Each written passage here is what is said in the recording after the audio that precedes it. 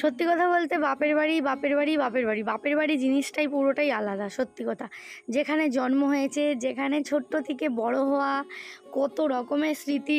মেয়েদের জীবনটাই না বন্ধুরা পুরোটাই আলাদা, কারণ এক জায়গায় মানুষ হয় আবার এক জায়গায় চলে যায়। ছেলেদের কিন্তু একদমই এরম হয় না। তো মায়ের সাথে চলে এসেছি ধান রুয়াতে, তো দেখতে থাকো আজকে ব্লগটা। বন্ধুরা সবাই কেমন আছো? নিশ্চয়ই ভালো আছো, সুস্থ আছো। আমিও তোমাদের মতো একদম ভালো আছি। আজকে আমি একটা প্রাকৃতিক জায়গা থেকে তোমাদের একটা সুন্দর সবুজ সবুজ একদম পুকুর, এখান থেকে ব্লগটা শুরু করছি। বাপের বাড়ি এসেছি, তোমরা তো কালকে জানো হাই বৃষ্টি শুরু হয়ে গেল, তোমার বৃষ্টি পড়তে আরম্ভ হয়ে গেছে। তো এখন যাব আমি ধান রুইতে, ঠিক আছে? তো চলো আমি কিভাবে ধান রুই, তোমাদের দিদিভাই জুতো সেলাই থেকে চণ্ডীপাঠ সব জানে, সেটাই তোমাদের দেখাবো। চলো। কি গো, ওই দেখো মামা, এই মামাদেরই জমি, মা নিয়েছে।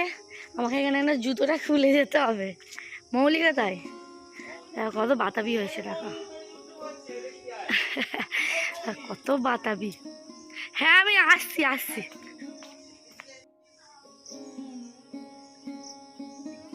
কত ফুল হয়েছে দেখো, আমি একটু ফুলের জন্য পাগল হয়ে যাই সত্যি।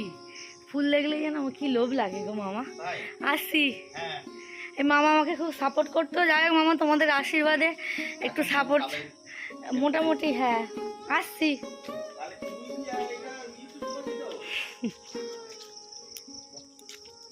এই দেখো আম নয়, এটা নারকেল। এই দেখো কাদা কাদা মেখে মেখে।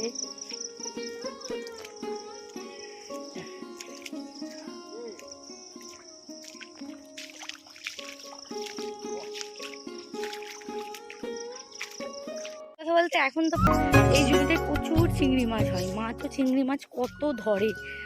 আমি যদি চিংড়ি মাছের সময় আসতে পারি তোমাদের দেখাবো, ঠিক আছে? চলো। আজকে আমার মা একা মানুষ, ভাবতে পারো দুটো গরু কেমন করে পুষছে, তার মাঝখানে এত বড় বড় 3টে জমি, আরও একটা আছে 4টে জমি, নিজে ধান তৈরি করে। ভাবতে পারো, সত্যি মাকে তো সালাম জানাতে হয়। আর যারা আমাদের এই অন্ন জোগাড় করে দিচ্ছে, তারাই হচ্ছে আমাদের বড় ভগবান। এই দেখো,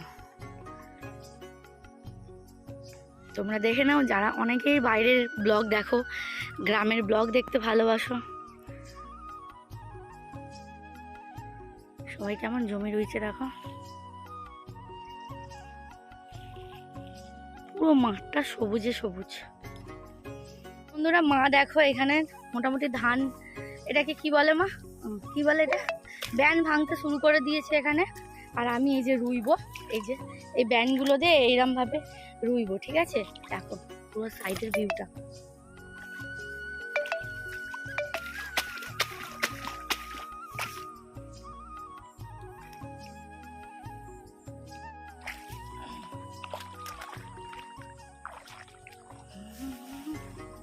দেখো এইরকম করে না, যেমন আছে বলো, মোটা মোটা করে পুঁতে দিবে ভালো করে। ভালো করে পুঁতে দিয়ে খেয়ে যাচ্ছে, ভালো করে পুঁততে হবে, খুব বড় দিয়ে পুঁতে দেয়। আমি কিন্তু ধান রুইতাম সেই গরমকালে, যে ধানগুলো হয় না, সেইগুলোকে কি আমন ধান না কি একটা বলে বাবা, জানি না। তো সেই সময় আমি ধান অনেকবার রুয়েছি, তখন না ছোট ছোট গাছ হয় বেশ ভালো, কিন্তু এই বর্ষার গাছ আমি কোনোদিনও রুইনি। জাস্ট আজকে একটু চেষ্টা করছিলাম, আর মাকে জিজ্ঞাসা করছিলাম মা কেমন করে বসাবো, আর খুব বড় বড় গাছ না। তো যাই হোক, যটাই গাছ আমি পুঁতি সেই গাছগুলোই ধান হবে, আমার হাতে গাছে ধান হবে, এটাও খুব ভালো লাগছে। আর এই একদম গোটা মাঠটা জুড়ে একদম ধান রোয়া, একদম রেডি হয়ে গেছি, এবার আমি রুইব।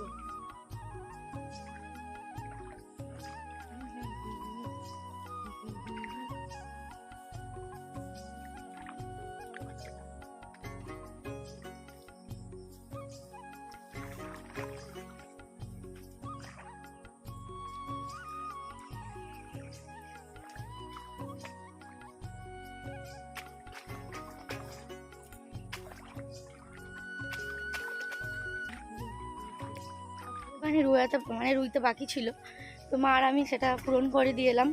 মা আবার গরু ছাড়তে যাবে নদীর ধারে, তো যদি সময় হয় সেইরকম ব্যবস্থা হতে পারে তাহলে আমি তোমাদের নিয়ে যাব কোথায় মা গরু ছাড়ে, ঠিক আছে? তার আগে আমাকে পুকুরে পাটা ধুতে হবে, কারণ কাদাতে একদম হরকি হরকি পড়ে যাচ্ছি, ঠিক আছে? আজকের কেমন তোমাদের প্রাকৃতিক জামা কাচতে আর বাসন কটা ছিল মাজতে গিয়েছিলাম, মা তো মাঠে গেছে। আর এইদিকে দেখো গোটা হলুদ ছড়িয়ে, এই যে এই তাকেতে হলুদটা ছিল নিয়ে এরকম করে ছড়িয়েছে। ওই কি করছিস তুই? এক চড় মারবো, লজ্জা করেনি? High high high,